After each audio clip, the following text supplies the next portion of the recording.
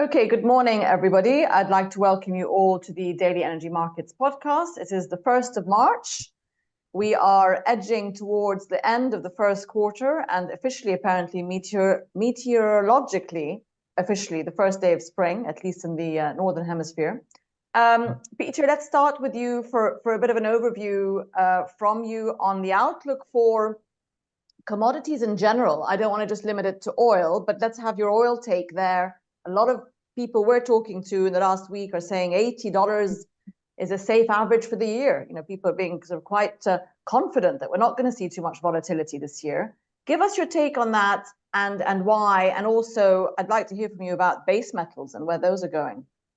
Absolutely. Well, thank you. I mean, when you're looking at the scheme of things, as far as we're 2 months in, Dyala, and happy first day of autumn from Sydney, Australia. Yeah. And I hope that you do have a lovely spring. We've got 10 months to go till the end of the year. So it's quite easy to say, well, let's just see where it sits. But there's, when we build on what we saw in the last couple of months of 23, geopolitics and certainly wild swings as far as price, then one can't say that, the next 10 months are going to be even keel and $80 is where we're going to sit. I think we could see some very volatile times. I feel as though when you're looking at it geopolitically, I think it's even hotter this year in the last 2 months, or certainly in the last matter of days compared to where it was really in 23. So the storyline hasn't changed. The NATO, what's going on with Russia, Ukraine, that's just one little part of it. There are so many different moving parts. We've got droughts in Panama. We've got the issues as far as around the end of the Red Sea, and the Gulf of Tears and the Gulf of Grief.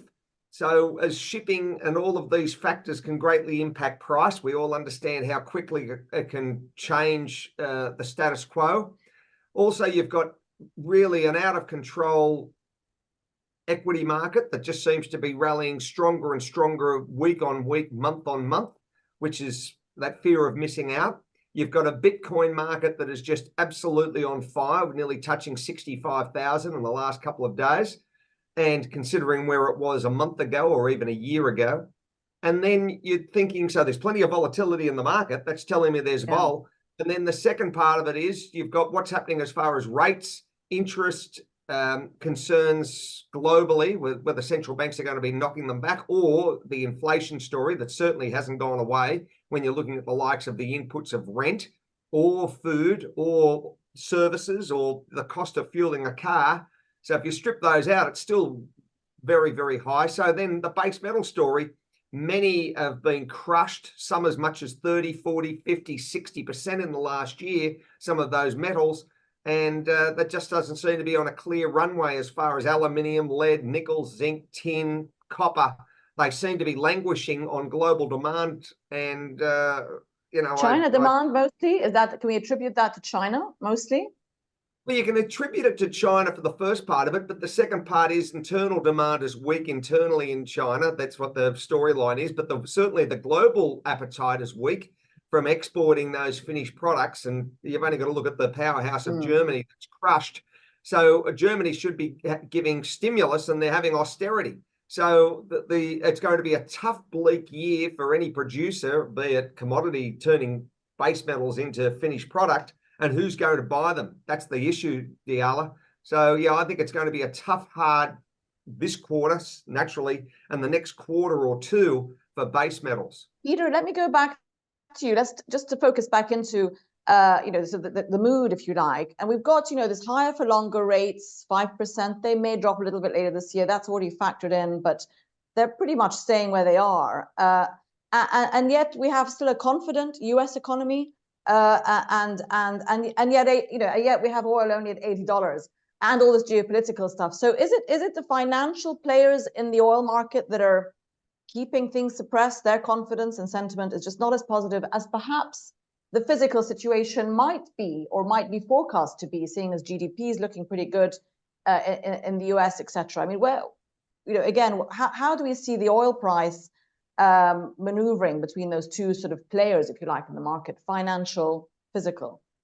The other side, I think we've got to move and think about this, Dyala, as well. Even though we've got hostilities around the world, there's no real geopolitical war premium built into price at the present time. That's escalated it up 15, 20 bucks a barrel or more.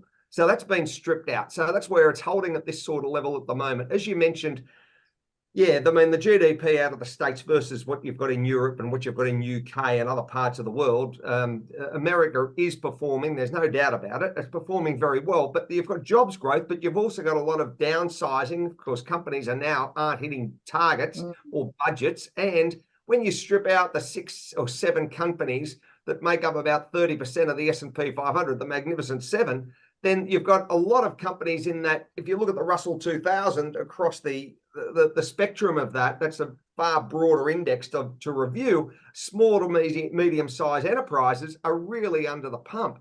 They're not hitting targets and they're downsizing, and they're really, Spotify's losing 17% of its workforce, just for one example. Levi's, there's a host of them. So here comes the next part. While these companies are starting to downsize and people are saying, well, they're having difficulty meeting the power of their wallet and their purse through inflation, cost of living, those pressures haven't been, there's been some comfort or respite with the current range as far as crude prices. But if it was to escalate and jump up to, that 95 to 100 to 105, it'd have a great impact very, very quickly on, again, naturally inflation, and the second part of it, the affordability to live, services, cost of food, you name it, everything just ratchets up. So this is the dilemma that we've got at the moment, that people are pretty well tapped out. You've got credit card debt at all-time highs. People are really troubling and having a lot of problems trying to make ends meet. And, you're in Dubai. I was there the other day. Inflation, cost of living is sky high there. It's across the world. And it's certainly very expensive here. The average in Australia, I understand, rents have gone up from about 720 to about 1,015. That $300 increase in the last couple of years. That's enormous pressure that it puts on pay packets and for the survival of family units, Dyala. So yeah, all of these conditions need to be absorbed. And at the present time, there's structural weakness with austerity in Germany and the Eurozone. Yeah. There's structural weakness in many parts of the world with China, of course, and in certain pockets of Asia. So it's not that, it's not a booming global economy. It's far from it. And many people are saying that you're going to see possibly a correction before the election. And that's where we're sitting at the moment. I think 24 is going to be a year that's going to present a lot of quite incredible activities over the next couple of months. Hunker down and hold tight, everybody. Yeah, it's quite worrying, isn't it? There's our survey question for the day, which is talking about the US consumer confidence specifically, and these higher for longer rates that Peter was talking about earlier, in terms of how that might start to kick into consumer confidence, to corporate confidence, I suppose, and the reality on the ground. So when will we see that really start to kick in this year? Which quarter? Because last year it could be argued that it only began to creep in. Sorry about that. Peter, Jose just mentioned dollarization. Should economies be looking to dollarize or Bitcoinize? In terms of the outlook for the dollar, medium term, not short term outlook, medium to long term, in the year or two ahead. Give us a bit of a perspective for you, whether you're in the camp of, yes, it's down from here, albeit very gradually for the dollar. Well, I think in the short run, certainly over the next matter of months, I think that the US dollar will probably hold its ground against, if you're looking yen, have a look at the appreciation. You've seen 6% against the yen this year. So it's in 2 months. The yen's been crushed, yet you've got the Nikkei 225. I think it's going to hit through 40,000 points today. So, it was 8,000 after it crashed that's a long time back, but it was last time it was at 39,000 points, was in 89. So the Japanese yen, you're looking at the British pound, the pound's under major internal demand in the UK is bleak. The economy is pretty shot, and GDP, if you're looking at it rolling over the last, say, 16 to 18 months, it's really been in recession all the way through. So that's a debate. It's had little blips up and continued downdraft.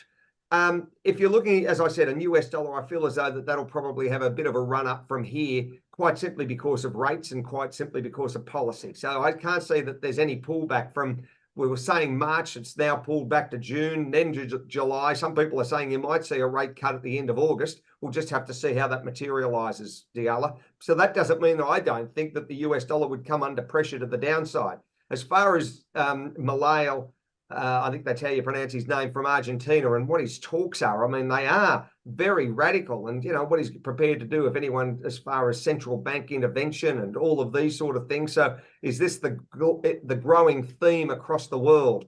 There seems to be a level of dissatisfaction, or a level of, we've got 70 elections happening this year, I believe, across the world. This is just quite incredible. And that can change policy statements. So if you look at the United States, that's, 8 months away from probably the biggest election in US history, that what we'll see. So, the counter argument, if Trump gets in, what impact does that have to dollar? Bitcoin. People are saying it's, $200,000, $300,000 a Bitcoin. I don't know it, Dyala. All I know is that it's had a dramatic move to the upside in the last year, couple of months. It's just been one-way traffic. So I would hope that the US dollar sticks around for a while, a bit longer.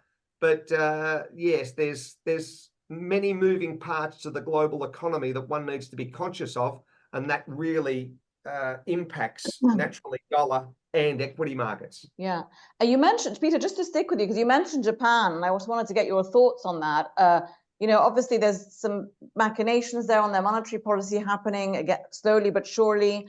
Some positive sentiment on the equity markets, of course. But there's that, people are being cautious there and saying, let's not get too excited. This may not be the turnaround for the Japanese economy that it's been waiting for 2 decades. And others are saying actually that is China going to do a Japan now? And is it turning into a downturn like Japan has had? What's your sentiment about Japan in terms of the trajectory for the next few years? And what would it take for a more positive guarantee, if you like? What does it need to do? Well, if you're looking at the bond market, let's have a look at that. It's negative interest rates, and they might do something. So there's the first part of it. You might see some move to the upside from the BOJ. Second, if you're looking at the equity market, absolutely on fire. Let's say it's 40,000 points. It wasn't that long ago, it was 25,000. I mean, it's absolute. I'll have a look in a second and see the percentage change that we've seen in the last year, but I think it's around about 30%.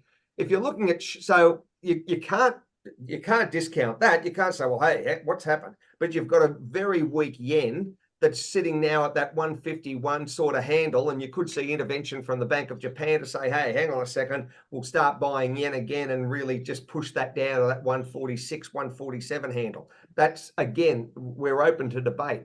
But if you look at China, the CSI 300 had a peak of 5,800.